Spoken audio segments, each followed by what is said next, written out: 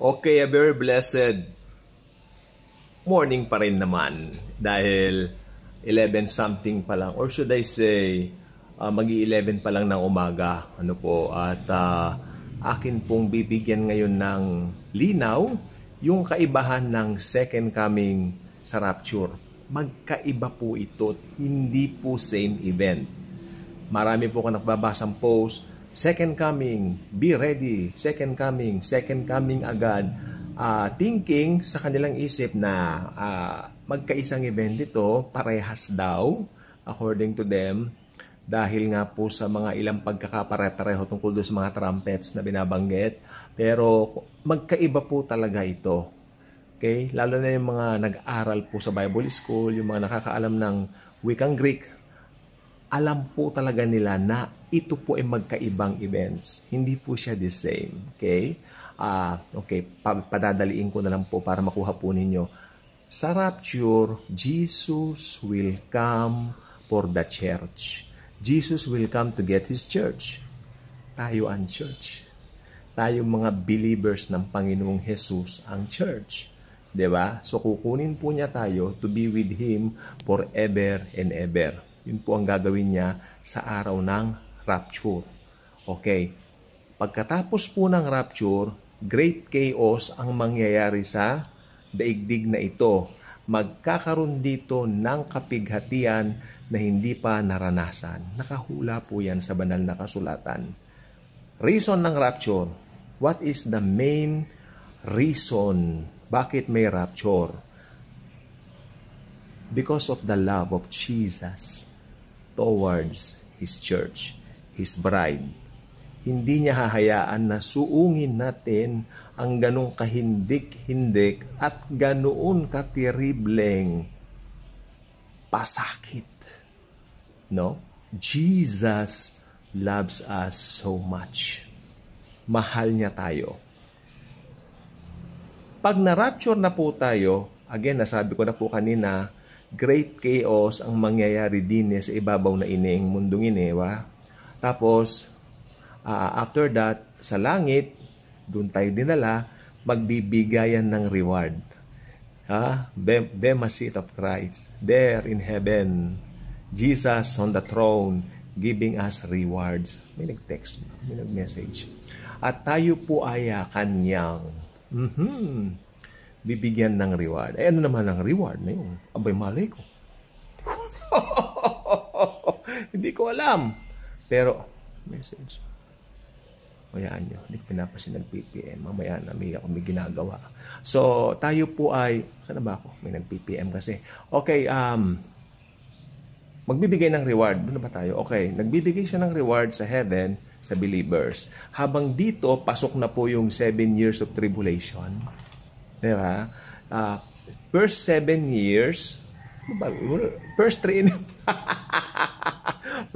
and a half years, kaya yan. Tribulation. First 3 and a half years. Kumbaga, good boy yung Antikristo. Good boy siya. Mabait siya. Sige lang, di ba? Sasabihin ng mga Hudyo, oh, please, let us make our temple. O yung third temple na, papagawa po niya yan eh. At bibilib sila dito sa Antikristo na ito at yes, magpapakitang gilas siya sa mga tao. Especially sa mga Jews, no? At ang Antikristo po ay magiging mabango. Kasi after nung rapture, may great chaos nga nangyari. Nag-offer ng peace ang Antichrist di ba? At nag-offer siya ng peace. Nalinlang niya yung mundo. Ito na yung sagot sa ating mga ganyan, ganon. And ayun, nalinlang nga ang sandaigdigan na at ang terrible pa nito, nagkaroon po ng tinatawag na dahil nakita ng Antikristong sikat siya, gagawin niyang mandatory ngayon yung mga bagay-bagay na nasa mind niya. Pero bago niya po gawin yon, papanik muna siya dun sa pinagawa niyang third temple para sa mga Hudyo.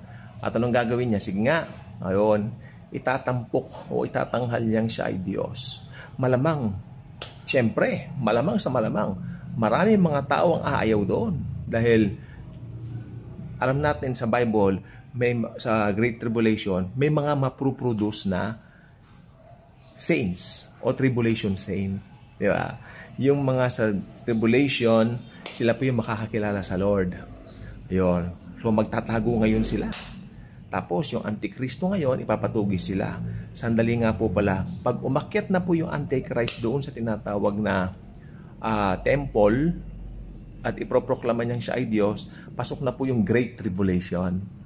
Ito po yung second part, no? Yung tribulation, Great Tribulation na. Pagkatapos, anong mangyayari? Okay, so syempre, tribulation na ngayon. Yan na, papatugi sila. Pero ang nag-provide ng Panginoon ng isang pagtataguan ng mga Hudyo during that time, ito yung Petra. Hindi Petra ang kabayo, Petra. At doon po sila sa Petra sa loob ng ilang panahon hanggang magapi ng yung Antikristo sa second coming ni Lord. Okay?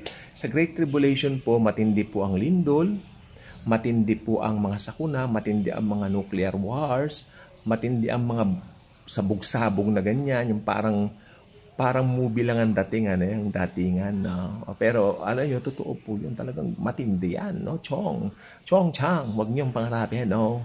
Na matira doon, na maiwan, no? Dahil sa totoo lang po, at ito po ay hindi kaaya-aya. At yun, at syempre, at ang Antikristo po ay yung mga ayaw magpatatak kasi magre-require siya na magtatakan ng 666. Aba, nung ako po ay bagong mananampalataya, naiisip ko yan, yung 666 na yan. Ay, baka lalagay sa noo. May pentel pen, isusulat sa noo. 666. So, kababawan, di ba? Yung kababawan po yon. Hindi po gano'n. Sabi naman ng iba na nauso yung microchips, no? Microchips. Pero may mga mas bago po, mas makabagong invention ngayon on how to control people. At habang tumatagal po kasi ang panahon, ganyan ko na lang yan para mas malayo. Malaki na tiyan. Malaki ang tiyan po. So, ibig sabihin, habang tumatagal po kasi, yes, maraming gadgets ang lalabas. Ngayon nga, marami naglalabas ng cellphone. May bagong cellphone ngayon, mamaya luma na. Di ba? Tingnan talaga ang mundo, nagbabago. So, lalo na noon, by the time, meron ng paraan to control people in a very smart and quickest way to do it. So, after that, papahabol ng Antikristo, yung mga ayaw magpatatak at papupugutan ng ulo. Ito po yung magiging tribulation saint. Magiging tribulation saints po sila. At sila po ay, sabi po na aklat ng Revelation, silang mga pinugutan dahil kay Jesus, kay Jesus. Sila yung mga pinugutan dahil kay Jesus. So, sila po yan. Sila po yung mga yan, no? At mangyayari po nito, dahil gayon na nga po ang pangyayari, at diretso po sila sa langit. Saints na po sila. Believers po sila, no? Pero yung mga naiwan po rito, talagang dumaranas ng delubyo, lindol, sakuna. Hanggang darating na po si Jesus. Ito na po yung second coming. Okay, sa katapusan niya ng 7 years sa kapangkalahatan, sa pangkabuuan, tapos na po at darating na ang Panginoong Yesus, kasama niya ang kanyang mga hukbo. Alam niyo siya yung mga hukbong yon nasa likod niya? Sige nga. Kaya, tayo po yun. Tayo mga mananampalataya niya, mga believers. Tayo po yun. Nasa likod tayo ng Panginoon. Para maghari siya ng 1,000 years sa mundo, sa kanyang headquarters sa Jerusalem. Doon niya i-establish yung kanyang trono. Yan po mangyayari doon. Yan po ang mangyayari during that time. Yun po yung second coming na tinatawag. Okay? Magbabalik po siya sa Mount of Olives kasi dyan po siya huling umakyat. Mount of Olives sa Jerusalem po siya babalik. So, yan ang kaibahan ng rapture, second coming. Ang rapture, darating si Jesus para kunin ang kanyang church. Di ba? Sa second coming naman, darating si Jesus together with His church. The bride of Christ. Tayo po yon. Okay? So, pag ikaw ay mananampalataya ng Panginoon, ginaplit ko siya kung yan, congratulations, dahil tiyak, makakasama ka sa rapture at makakasama ka sa second coming ni Jesus pagbalik tayo. Para maghari tayo sama tayo maghahari, maghaharap tayong kasama ni Kristo sa Jerusalem. Tatanghalian na po ako. God